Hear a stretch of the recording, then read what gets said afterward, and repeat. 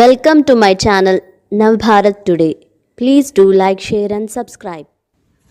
భారత్ మాతకి జై. జాతీయవాదులారా, దేశభక్తులారా, ఈ దేశ సమైక్యతకి, జాతి సమైక్యతకు పాటుపడేటువంటి ఆలోచన విధానం కలిగినటువంటి భారతీయ దేశభక్తులకు నా నమస్కారాలు. మిత్రులారా, భూ కబ్జా వక్ఫ్ బోర్డు చేస్తుంది. దాని మీద విచారణ వక్ఫ్ బోర్డు చేస్తుంది. దాని మీద వాద ప్రతివాదాలు వక్ఫ్ బోర్డు చేస్తుంది. దాని మీద విచారణ వక్ఫ్ బోర్డు చేస్తుంది. దాని మీద తీర్పు వక్ఫ్ బోర్డు చేస్తుంది. మరి రాజ్యాంగం ఎందుకు? కోర్టులు ఎందుకు?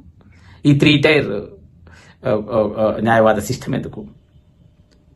Lower court, session court, high court, supreme court, జడ్జిలు, న్యాయవాదులు, న్యాయ ప్రతివాదులు.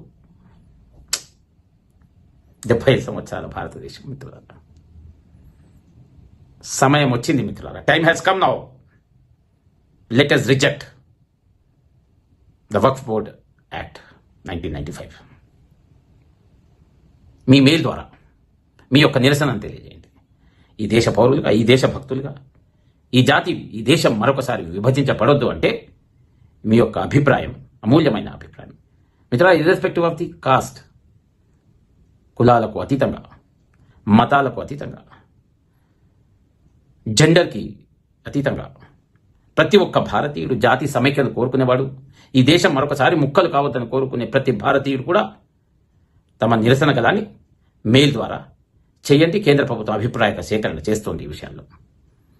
ఇలాంటి దుర్మార్గమైనటువంటి బిల్లులు, జాతి వ్యతిరేకమైన బిల్లులు, దేశాన్ని ముక్కలు చేసేది, దేశాన్ని విభజించి పాలించేటువంటి ఇలాంటి యాక్ట్లు ఇంకొకసారి రావాలన్నా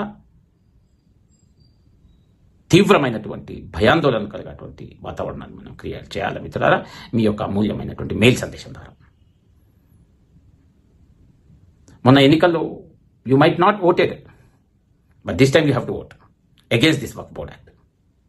భారత్ మాతకి జై.